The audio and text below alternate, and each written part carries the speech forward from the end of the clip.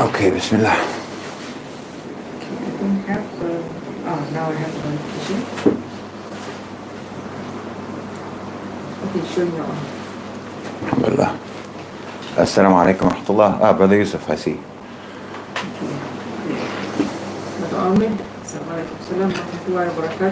I hope I'm audible. I'm just trying to get myself set up here. So while waiting for the people to come in, I just want to comment that while you put out your content, you talk about geopolitics, your terminologies and references. I think it's really interesting to see how the participants are also getting involved in the conversation. Alhamdulillah. And that they are using the tools and the vocabulary that you've provided in the conversation that's taking place while we are perusing your old videos and in discussing geopolitics. Alhamdulillah. Yeah, it's not just a passive one-way traffic. This is incredibly important, because, for obvious reasons. Because I'm not actually just doing this for content. I'm not putting this out here just for content purposes.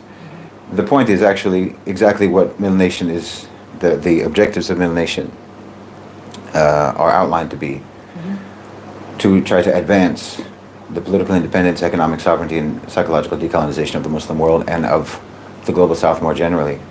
So that only happens when other people start applying these ideas and applying this understanding and understanding these ideas and incorporating this understanding into their own view of the world and how they process information and how they process events and so forth, and so that we can collectively achieve something like,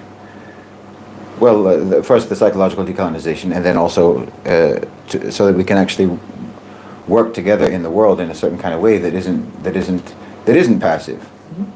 That we're not just passive consumers of narrative. This again is, even in and of itself, is part of psychological decolonization, to break that pattern, that habit that the West has imposed upon its people, to just be passive consumers of information, passive consumers of content, and then to just regurgitate it, which isn't what's happening.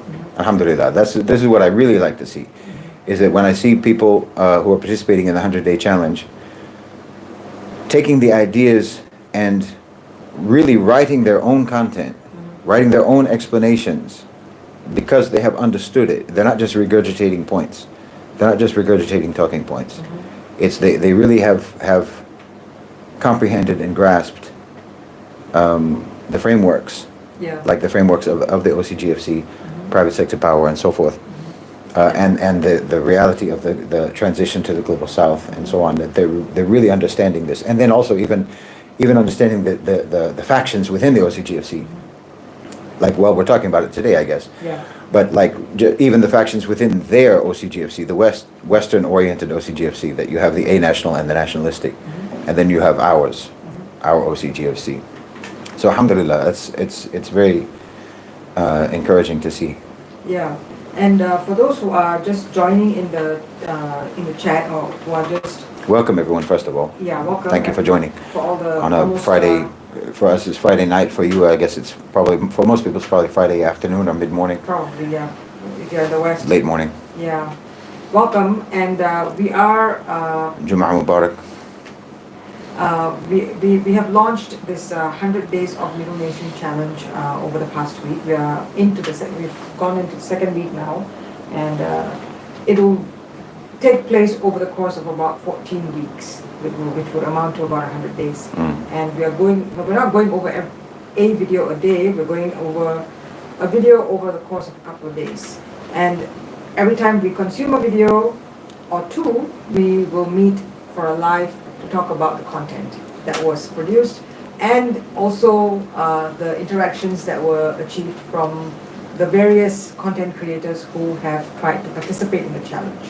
So if you're new here, we are inviting you to participate in the challenge. Please join the main discussion, Middle Nation discussion group, and then you will be guided thereafter in joining the various subgroups Mhm. that would provide you with guidance, provide you with tips.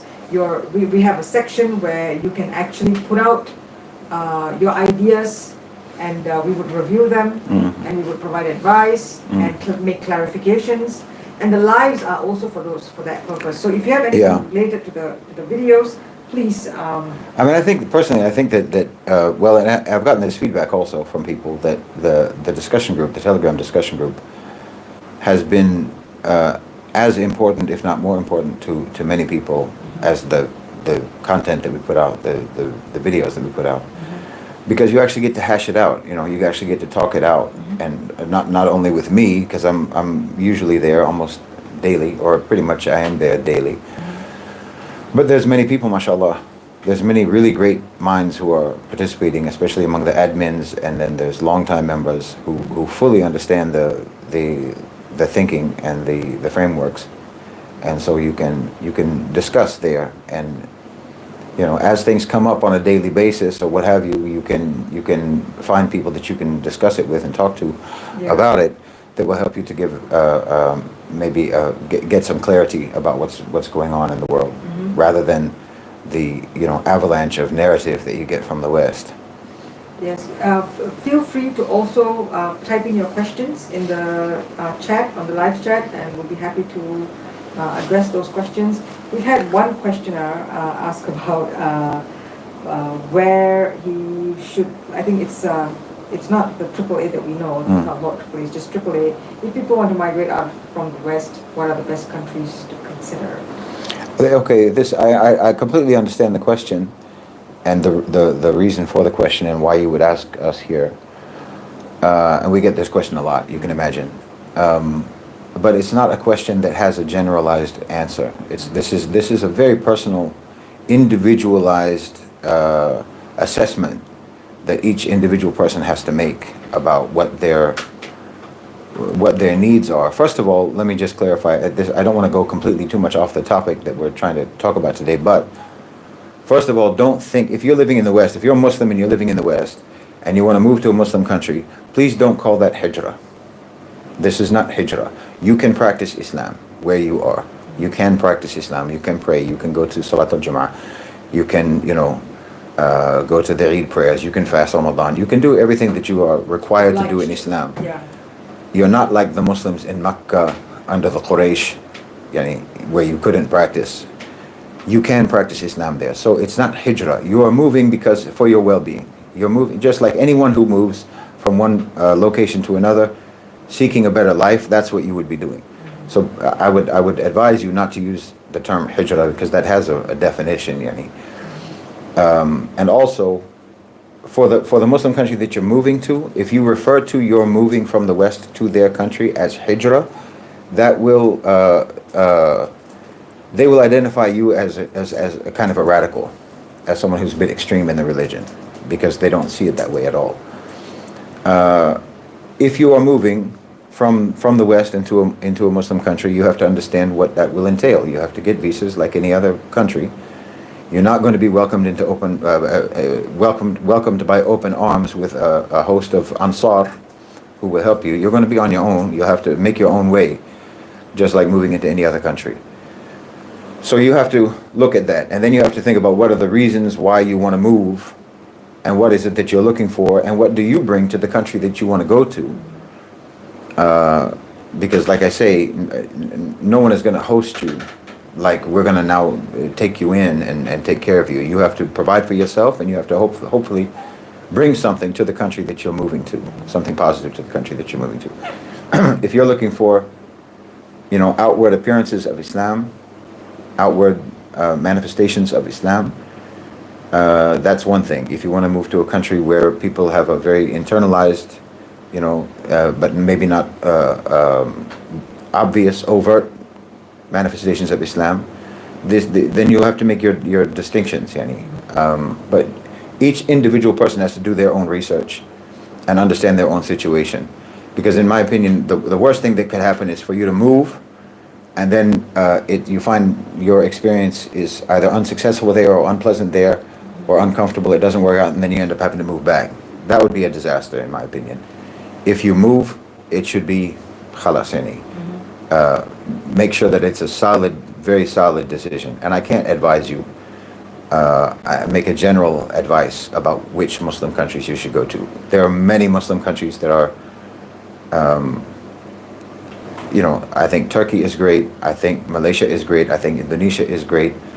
I think depending on what you're looking for, the Emirates can be good for you. Saudi Arabia can be good for you. Qatar can be good for you, depending on what you're looking for. And then you can also look at the countries in Africa. You could look at Egypt. You could look at Morocco. You can look, even if you can, move to the Sahel. But you have to know what you're getting yourself into materially. Materially, the situation is going to be very different. The day-to-day life is not going to be what you're used to maybe in the West necessarily. I would suggest you visit. I mean, Yeah. But it's not a luxury. It's a luxury to be able to travel. It is absolutely, yeah. Especially for Americans, it's incredibly expensive to travel internationally when you're living in the States. A lot of Americans don't even have passports. Okay, we have a question besides that's quite related to the content. All right. What are the factions? We've already gone through this, but Fortress Fighter is asking, what are the factions of the OCGFC competing against each other at the moment? Well, the main factions, I think, as you know, probably, given the question, the main factions you have are the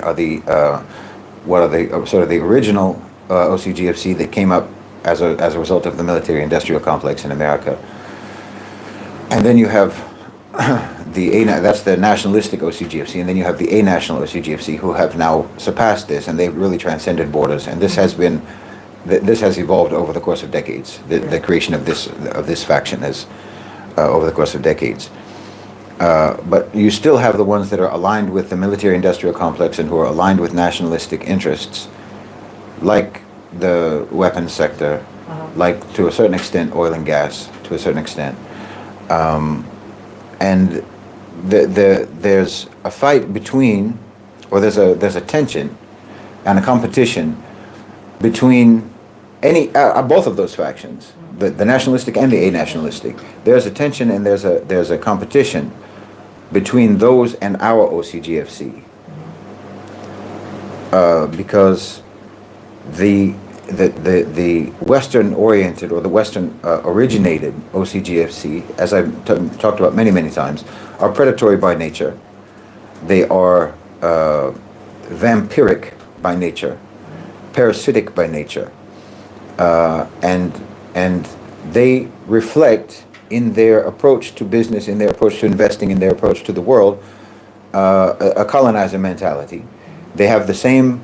They were formed by Western European and American kuffar, and so they reflect that same character, that same cultural background, that same worldview and paradigm that those people operate in the world.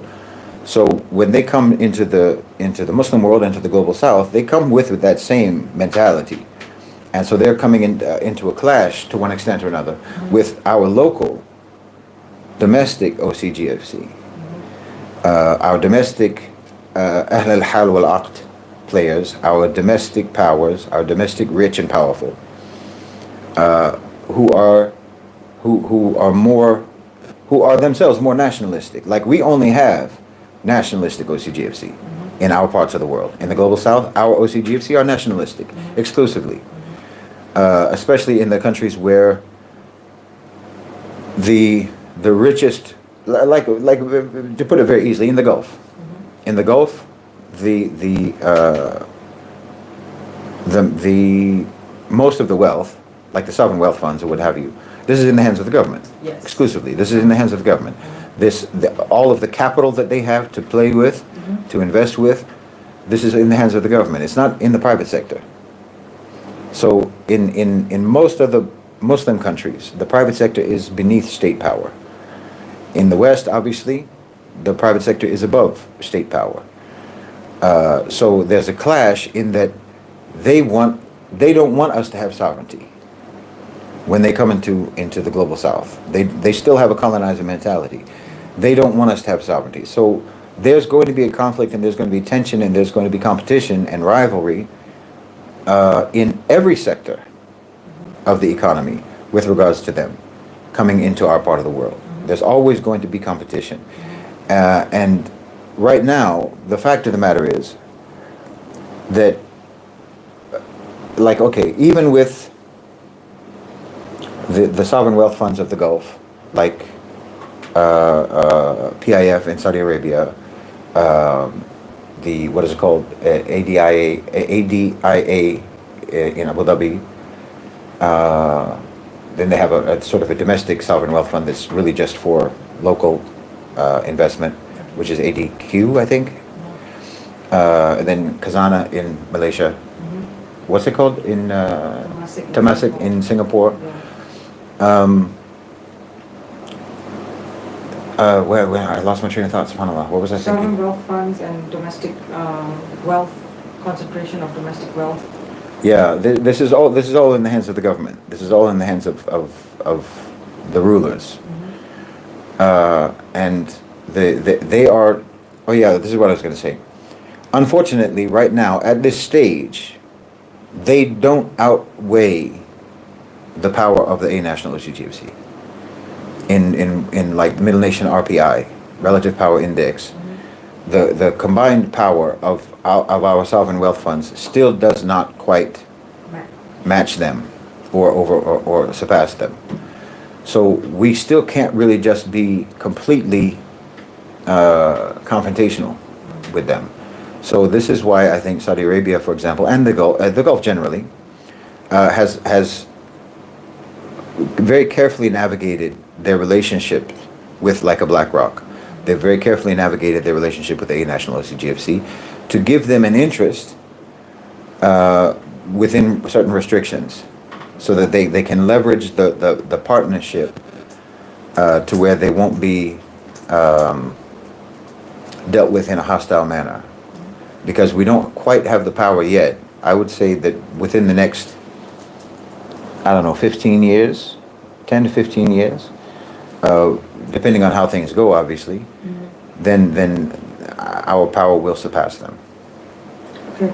But the fact that they have very cleverly and cunningly and carefully made partnerships with the A National OCGFC, that has multiplied their own power.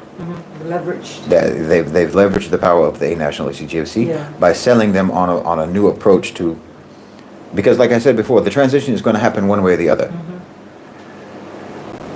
For the Westerners, they would love it if they could just do the transition in a way that was just straight up colonialism, just straight up colonization all over again, just complete takeover. They would love it if they could do it that way. The way things have gone, they're not really in a position to do that, and now they've been struggling with trying to figure out how we're going to manage this transition. But never think that they are actually your friends at all. They're very dangerous players, and they're going to have to be dealt with in a very cautious and a very cautious and a very careful and a very calculated, very long-sighted vision. Yeah, in the next few days, in the next few series, in this OCGFC segment of the challenge, we will be demonstrating how actions taken by other powers within the OCGFC have tried to attain sovereignty of some kind, assert their positions, and the formation of the BRICS as an outcome, and then the US isolation that resulted from that, and so on. So just stay tuned and look out for the next challenge and next videos to peruse, and we will have more clarity on the subject.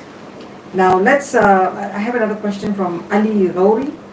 You had mentioned in a previous episode that Muslims in the West should be doing business with Muslims in the East, so that we can bridge our divide and strengthen our Muslim community, so that we can gain power and influence. How do we really do that, as it seems that Arabs especially only really like working with white American passport holders, and it also really depends on a lot of established relationship? You're clearly speaking as someone who hasn't tried. Yeah. And you're putting a bar on your even trying by basing it on your assumptions and your assumption of biases on their part. This is not the case. Yeah. Factually, it's not the case. Yeah, we have in the discussion group people who are, members who are, who have businesses in the Gulf countries and Business people want to make money. yeah. They don't care. They don't care. Your assumption is incorrect. Yes.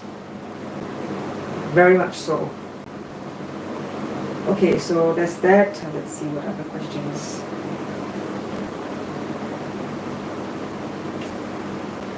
I think, let's see. Fortress Fighter, yeah, okay. This is a follow-up from the earlier question. When consolidating community sovereignty, issuing basket-backed tokens by means of production, etc., how would you approach a bribe from OCGFC when they already make plans to neutralize you? I'm afraid I don't quite understand the question. I'm afraid I don't. I'm sorry, I'm not quite understanding the question. Yeah, do you mean a bribe as a form of resistance, or call it, or as a attempt to take over? So basically, I'm gathering from the question that it's an attempt to undermine a country or another segment of the OCGFC by. There's a few parts to the question. First, that confuse me. One, you referred to community sovereignty, which indicates that we're not talking about country level sovereignty. Yes. It indicates that you're talking about what I've talked about before, which is like neighborhood sovereignty, which is something that you should try to work on in the West, because you're going to be facing societal economic collapse in the West. So you need to try to fortify your community on a community level, achieve some kind of sovereignty and autonomy, economic sovereignty. So that terminology confuses me, because then you're talking about the currency that you're using, and saying, and he's talking about tokens, like, for example, so that on a community. Okay, so wait a minute. Now I'm trying to work out what you're asking, brother. On the community level, say you create a kind of an ecosystem whereby you can conduct exchanges using currency that you have created just for your community, that is like say a work-based, an hours-based, labor-based, like you say, token, that then you can use within your community level ecosystem to buy and sell. So what's the bribe? I don't understand what the bribe is. To try to destroy the project by means of what now?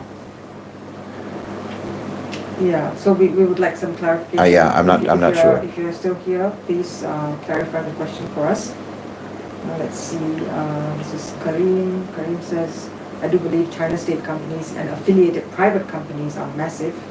They are even in the top numbers on the Forbes list of highest manufacturing capacity entities. Right. It's only China. Right. Yeah, and China also has what you can, I don't know if they call it a sovereign wealth fund, but they have that, which is also massive. Okay. We need to show support to our local giant companies and firms that support the efforts of the government in achieving national sovereignty. That's absolutely essential. That we support local. Absolutely. There are some sort of, you can say, I don't know, ground rules or fundamental things that any country should be working towards if they can't do it immediately. One is the complete control of your raw materials, of your natural resources, complete control over that. Nationalization, or whatever can come close to nationalization, of your industries that are based on your raw materials, your raw minerals, and so forth. Complete control over that. Like for example, nickel in Indonesia. Okay, you're not nationalizing it, and the same thing they were doing in, where was it, Argentina, I believe. They didn't nationalize it, but they said we're not exporting the raw materials anymore. Right. We're not exporting raw nickel anymore. Refining and processing must be done in Indonesia. Yeah, demand industrialization and skills uplift. Right. Yeah. This is like a basic thing that every country needs to be doing. Because this is really where your power is economically. Your power is in the fact that you have all the stuff, This is why they've been coming to you for all these centuries. This is why the West has been coming to the Global South for all these centuries, because you have all the resources, in fact. So you have to have control of your resources from start to finish. And, that doesn't mean that you just, overnight, we're going to nationalize this or that industry or this or that sector or these or those companies.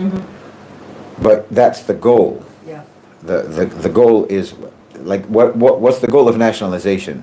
It's the control of your minerals. It's the control of your resources in service to your own people and to your own economy. So that's the goal. Now work towards that by whatever steps are available to you at this time. Like, for example, we'll target one particular resource, one particular natural resource, one particular mineral, and say this one, we're not exporting the raw version anymore. It has to be refined here. Yeah. Now you've got other ones. Maybe you let those go for a while until you can build up. It's this gradual process of building. Or you can at least say, okay, we're not going to completely ban the export of this or that raw mineral, this or that raw material, this or that natural resource, but there must be set a cap of how much value added must be done within the country. Okay. For example, you don't have to do something radical, but just know that this is our goal. Our goal is 100% control of our resources and 100% of the profits for those resources, and every product that comes from those resources needs to be coming to us. Yeah, and this is not something. Work towards that. Yeah, this is not a new idea. I mean, it's been Not at done. all. Yeah, so you can study the different countries, countries like China, countries like Indonesia now, Ghana, and Burkina Faso right now. We have someone who's got a question, but I'm waiting for the second question. You go by the name RI with a big question mark in the red color. So I'll just read your first question while you're sending your second part of the question. What exactly are the roles of the world think tanks that may or may not have any ties with the key players affiliated with OCGFC, especially in the environment sector? Okay. So there aren't any that aren't tied to the OCGFC. Okay. I mean, not any think tanks of note, and including in the environmental sector. Think tanks are crafters of narrative. They are interpreters of what power wants into policy recommendations. Okay. That's their job. That's, I'm not talking about, like, if you have some, a few communists or Marxists or something who get together and they form a think tank and they just have a P.O. box or what have you. That's different. Yeah. But any think tank that has a name on it and has funding, well, their funding is coming from foundations that are associated with the OCGFC. Yeah, I think we need to remove the veil on this one. Yeah. This is very essential that. And think tanks, by the way, like I've said before, think tanks are not the drivers of policy. Yeah. They are the interpreters of what power wants. Propaganda. What power already wants, and they put it into a language that makes it acceptable. Because when you're talking about the West, like I just talked about in the last one, the last live stream, what the West believes in and what their priorities are very, very simple and very, very primitive. Profit maximization, resource acquisition, and power. Yeah. This is the only thing that they care about ever. And so you can't just boldly say that. You can't just flat out say that that's what we believe in. Okay. We're just, savage, psychopathic colonizers. You can't say that. So you have to, think tanks help them craft it into a politically correct, politically, socially acceptable language, and then put it into the language of policy. I hope that answers your question, RI.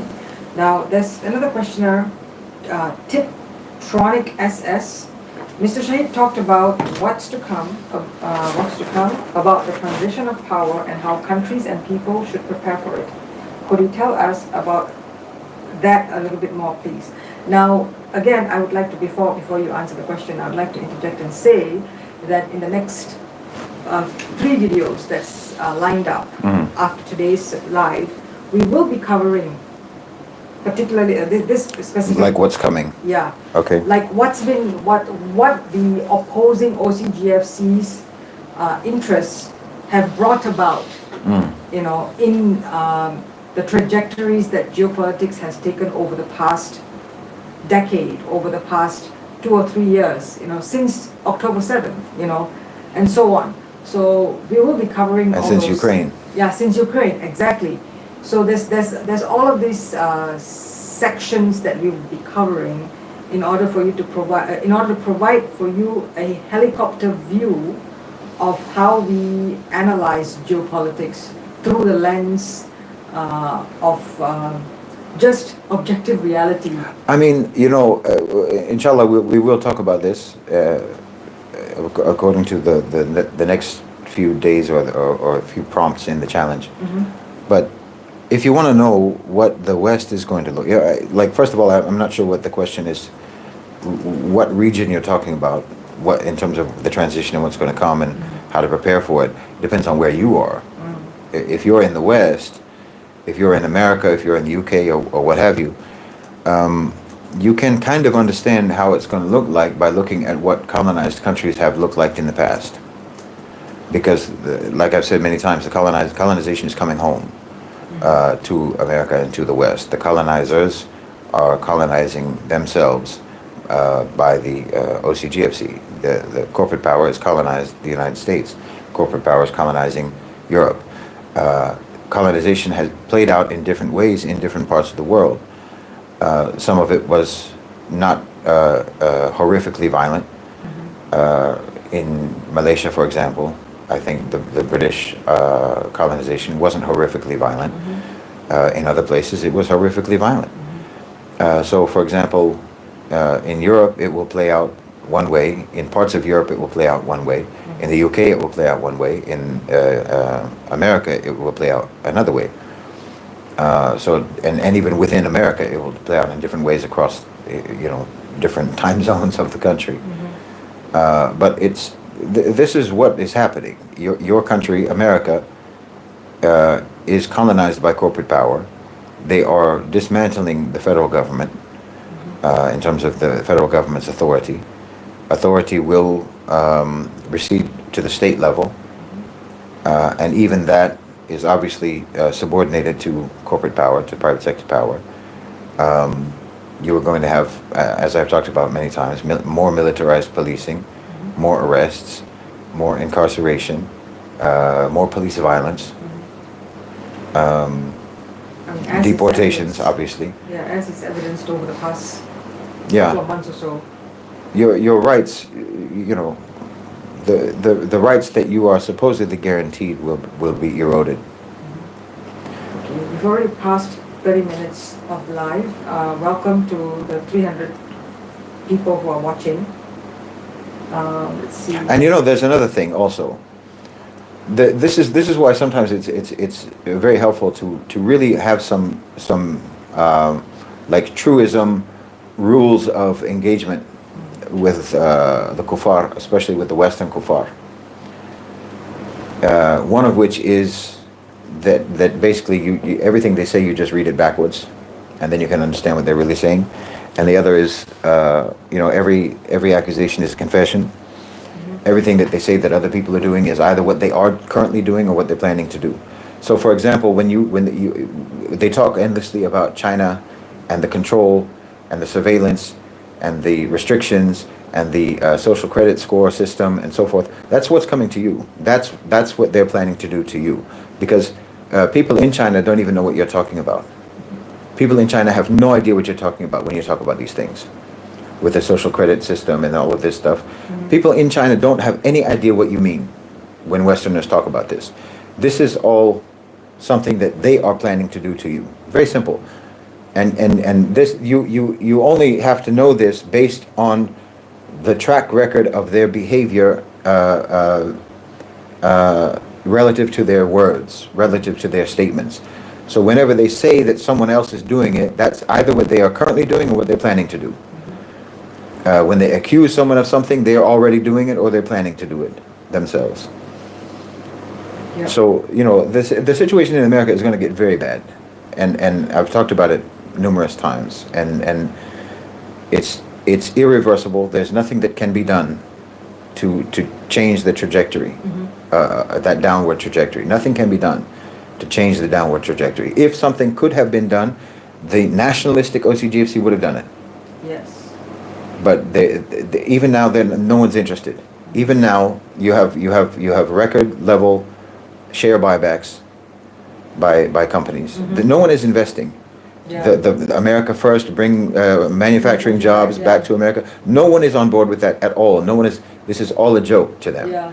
They are, whatever money that they're getting, whatever tax credits they're getting, whatever rebates they're getting, whatever tax cuts they're getting, whatever bailouts they're getting, all of that is being pushed into financialized capital, where they buy back their shares, pump up their share price, because they can't get their share price up by being a good company that produces useful things that people want.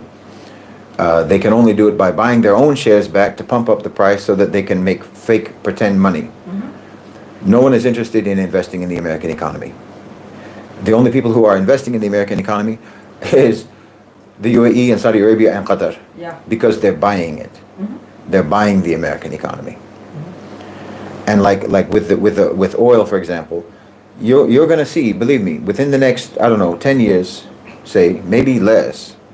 It's hard. It's very hard. Like as someone who analyzes geopolitics, these last, I don't know, the last 5-6 years or so, the time frames are all wacky. The time frames don't make any sense anymore, because what used to take 10 years now takes a year to happen. The scale of how rapidly things are moving. So normally I would say within the next 10 years, but it could be within the next 5, it could be within the next 3. Whatever oil facilities that you have in America, the drilling and so forth, and the refineries, that's all going to be bought by the Gulf. Because you can't, because they're derelict now. They're, pump, what did he say? The drill, baby, drill. Yeah. Trump's drill, baby, drill. No one can afford to do that at the current price. No one can afford to do that. It's not affordable for them, and they're making sure that it's not going to be affordable for them. They're the Saudi Arabia and Russia, OPEC plus. They're all regulating the price of oil in such a way that it is not affordable for America to drill. All of those facilities are going to go derelict, and they're going to get bought. Yeah. So even so you see, this is how the planning works. People have talked about, for example, in the context of Gaza, why doesn't the Gulf cut off the oil and do an oil embargo like they did in the 70s? Well, because it's not the 70s, and because America is a net exporter. It's the biggest exporter now. So the dynamics of that have changed, but that doesn't mean that you give up. Now you have a plan of what do we do about that? Well, we buy their facilities. Now their oil becomes our oil. They're going to be colonized. The same way that you colonize everyone else in the world who has oil and gas. Like I was talking about in a recent video about Nigeria, that they barely get any revenue from their own oil, from their own natural gas. They barely get any of that. It all goes to Western companies because they have these very unfair contracts. Same in Egypt. I remember back when I used to write about Egypt a lot, there's that company Apache. They get 50% of the oil that they extract. 50% goes to them. Why? Why should you get any of it? You get paid for the extraction. Why do you take the product itself that you extract? It makes no sense. But you got stuck into this deal. You got coerced into this deal. You felt, that you had to agree to it and whatnot. But so these same types of deals are going to happen to America. These same types of deals. That now the Gulf is going to get 50% of what they extract from Oklahoma. Qatar is going to get 50% of what they extract from Texas, and what have you. Just watch. This is going to happen. Because they can afford it. They can afford to buy your facilities, and they can afford to drill. Because they also control what the price is going to be. Okay, I don't have any other questions. If there's any questions, please feel free to type in the chat. Some Fortress Fighter is also saying, I'm just going to read it out. All right. Invoking Article 6 would turn that against them, right? Or would they be able to pivot away from that? I'm not sure whether that is Yeah, in that because sentence. the invoking, you see, this is maybe there's a misunderstanding here that the OCGFC is American, you know. Well, I mean, this is, again, you have to understand the two different factions. There's the nationalistic and the a-national. For the a-national OCGFC, I think that they would support the invocation of Article 6. Because they want to see America contained, they want to see America isolated. Yes. They want to see America defanged, weakened on the global stage. So I don't think that the a-national OCGFC would necessarily be against it, but I do think that to a certain extent the a-national OCGFC are against the United Nations in and of itself. They don't like the idea of that even existing. Yeah. And because there is this conflict between the a-national OCGFC, remember, just think about the a-national OCGFC as a colonial power, as an empire. They just don't have a country. It's a floating empire that tries to acquire territories to have sovereignty over territories. Okay? They're contending with localized domestic OCGFC in the global south who are state-led, who are interested in, they have nationalistic interests within their own country. Like, for example, again, the Sovereign Wealth Fund of Saudi Arabia is primarily interested in developing Saudi Arabia. The Sovereign Wealth Fund of Abu Dhabi is primarily interested in developing the Emirates. Now they're doing that through global investment strategies. And Abu Dhabi is the most sophisticated and strategic in their international investments. They're really the flagship for the entire global south, in my opinion. Even more than China, in terms of what they have done with their capital and how they've used it strategically, and how they have navigated and managed their relationship with international OCGFC to create partnerships and leverage, to bind them into relationships rather than allowing them to become hostilities. But they're primarily interested in their country and developing their country. So these are all nationalistic. They're all under governments. So you don't want to see, like if America gets kicked out of the UN, that's good for everybody, because now international law can actually be applied to America, which in and of itself will weaken America in terms of the kind of damage that they can do globally. And it will also undercut or undermine the extent to which they are pursuing a path of oppression and tyranny within their own country against their own people, because they will be subject to international law, because they're violating international law against their own citizens on a daily basis. But no one ever gets to say anything about it because they dominate the United Nations. So if they got kicked out of the United Nations, they could be held accountable for their mistreatment of their own people. America will be treated like any other country in the world. So obviously that's good for the a-national OCGFC in terms of that, but it will also mean that now the United Nations actually operates according to global consensus.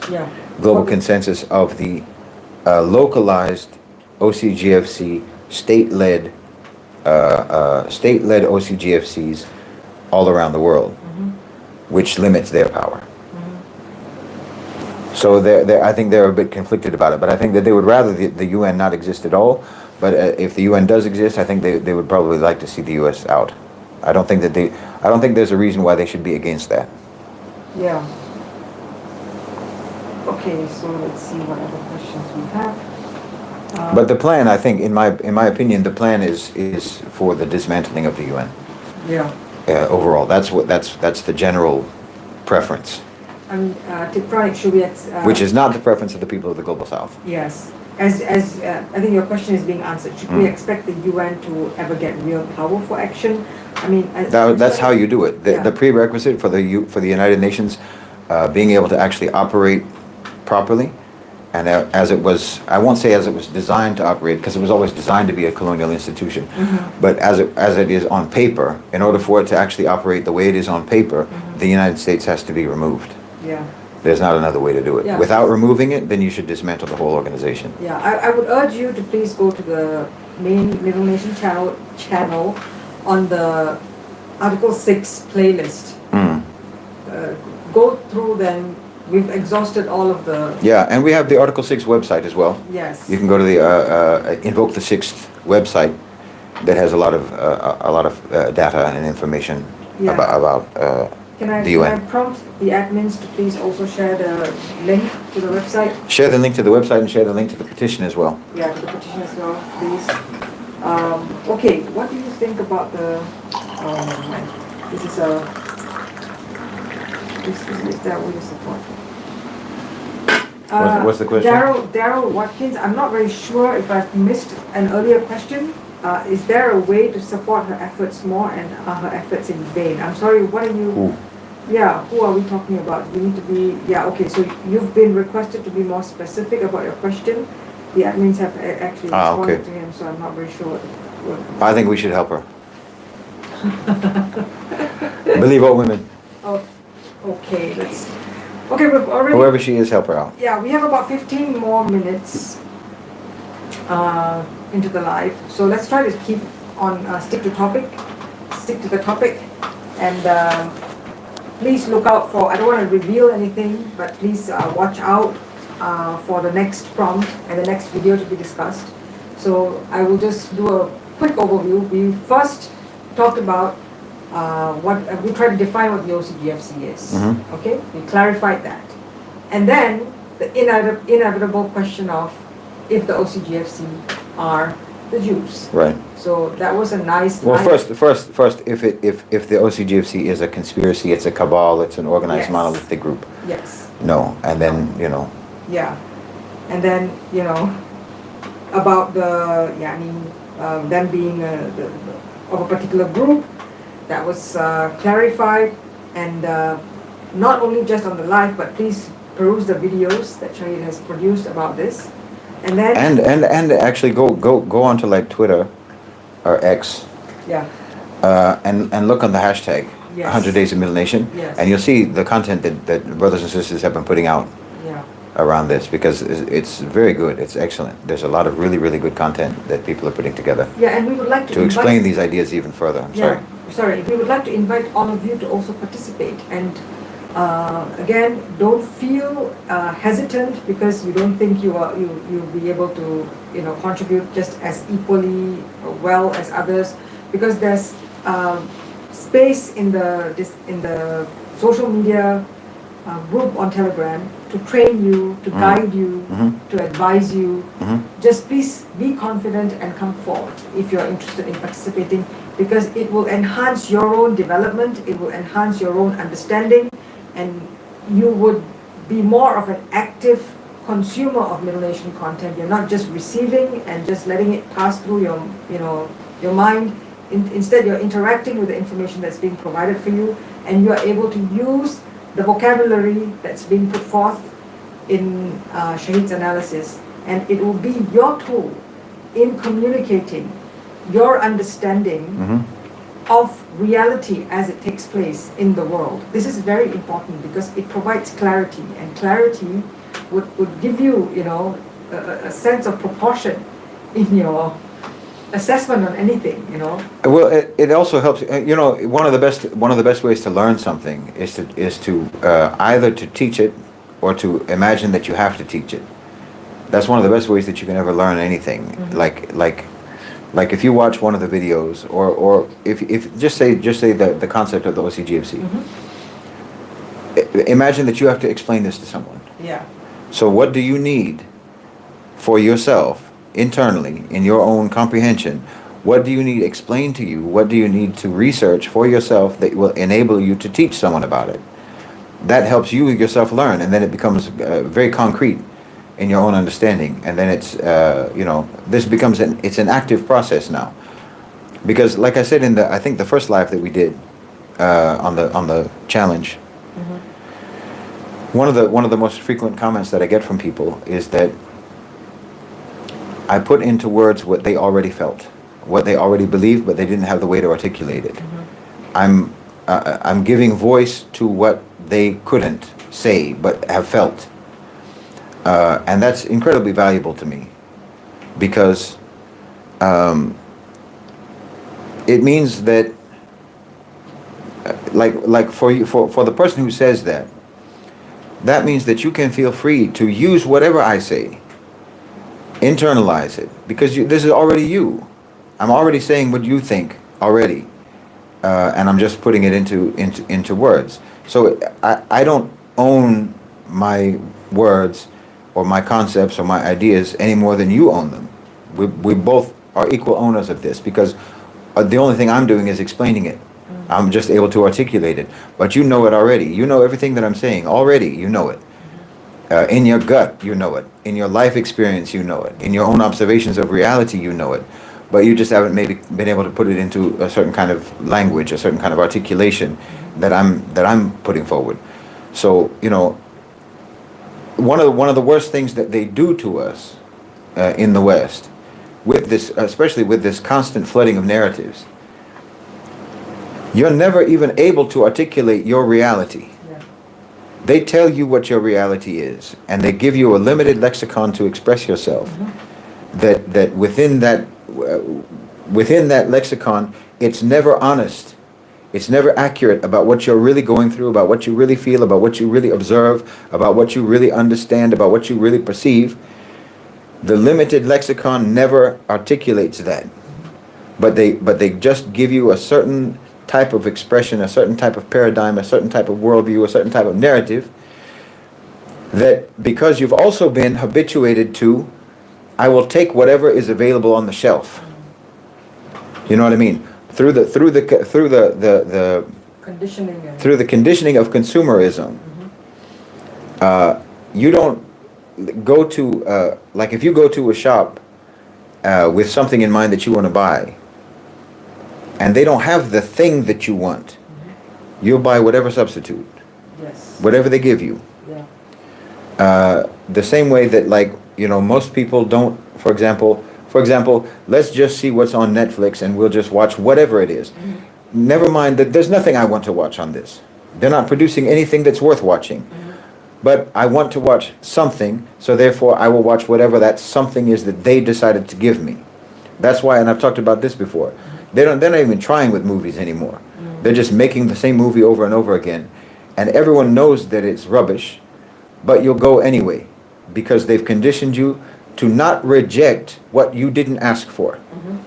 You're not giving me what I want, and therefore I'm supposed to reject the thing that you're trying to give me. But they have conditioned you to accept it anyway. And this also goes with the narrative. The narrative that you're giving me is not what I feel, it's not what I've been through, it's not what I observe, it's not what I perceive. I reject your narrative.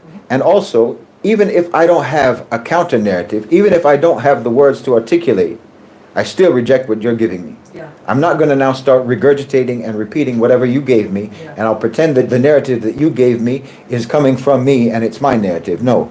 But alhamdulillah, inshallah, with a Middle Nation content, now you have some articulation that helps you, if you recognize it. Yani. Yes. I'm just saying, for the people who feel that way, if you recognize what I'm saying as that's what I've always felt, that's what I've always perceived, that's what I've always observed, that's what I've been through, that's what I'm going through, that's what I feel in my gut, well, now you have some words.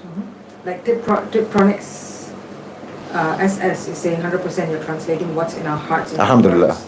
Alhamdulillah. And yeah, thank you for connecting the dots, Fatima KTV. Alhamdulillah.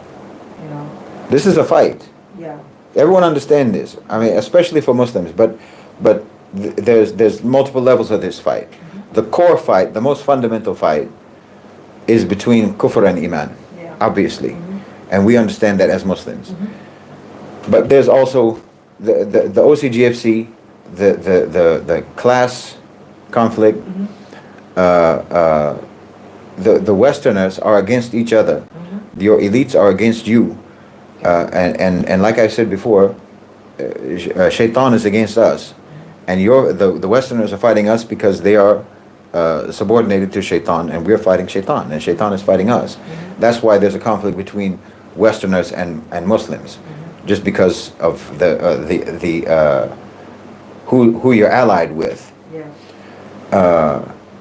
But this is we're in a serious fight, and they fight a lot of their fight is through narrative, which is just another word for programming and indoctrination and brainwashing.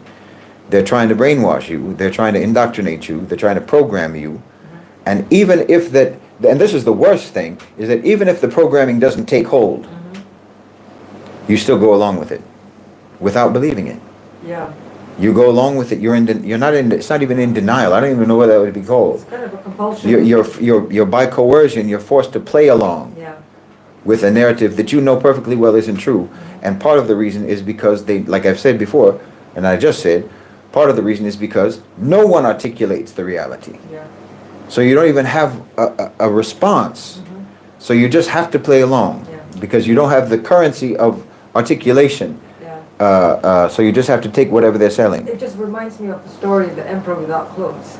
You know, the emperor is walking. Yeah, everyone has to play along. Everyone is like tongue-tied. Or, I don't know, paralyzed. Yeah. Takes a child to point out. I mean, it's a story, but it's telling, you know. But I mean, this is, but the difference here between that and the Western situation is that they've taken out the word naked from your language. Yeah. In that scenario. Yes. So we don't even have a word for what the emperor is. What is So paraded. we have to use words like it's a different kind of outfit. His nudity is a different kind of outfit. Yeah. Because they've removed the word naked from your language, where you can't even call it what it is. So they've removed from your language any ability to call anything what it actually is. Welcome, Heather, watching from Latin America. Welcome. Welcome. Bienvenidos. Yeah. There's someone, Bakir, I believe is the same brother from the chat, I think. Who produces really very nice content, by the way. If that's you, brother if that's Bakir. you, yeah, brother Bakir, we really appreciate your participation in the challenge. This is the same in Christianity. They take as true what they know doesn't make sense, but they don't seek the actual truth, having demonized it. I'm really sorry for anyone who's in this kind of this quagmire of, you know, confusion and darkness, really. I mean, I feel, you know, I'll probably make a video about this. But it's very important to understand the roots of people, the origin of people, and the chronology of their development. The same way that on an individual basis, if you know someone's backstory, you know more about them. And you can predict their behavior better if you know their history, if you know what their experiences have been and how they grew up and where they came from and what they were taught growing up and so on. And the same is true on a civilizational level, in my opinion. And if you go back and look at the origins of the West, the origins of Europe, you can. It's fairly easy to understand them. Okay. There's somebody called Darrell Watkins. I'm a U.S. citizen, born and raised Baptist Christian, but so much of what is spoken in terms of I think he means middle nation. He says in terms of the nation, makes so much sense to me. Alhamdulillah. Peace out to you. Peace. Welcome. Okay, we have 2 more minutes left before the live ends. Okay. Yeah. So. I didn't think we'd actually have that much to talk about, to be honest. Yeah. I'm glad it went through. Yeah. Basically, the rule of thumb is that the OCGFC in our part of the world are state-led. They are under the state. They're under state power, and they are interested in the development of their states. That obviously puts them in conflict with the A-National OCGFC. But the A-National OCGFC want to, that doesn't mean that they won't deal with them. They have no choice but to deal with them, because the transition is something that must happen. The transition to the Global South must happen. So they are themselves, the A-National OCGFC, themselves are forced to negotiate with state-led private sector power in the Muslim world and the Global South generally.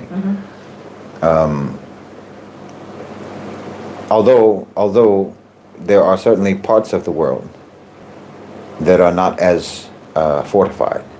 Yeah. I think that the Muslim world is in the best position, and China. China and the Muslim world are in the best position with regards to negotiating their terms. But there are other parts of the world that are more vulnerable. Yeah, and they're trying their best to also align their interests with China.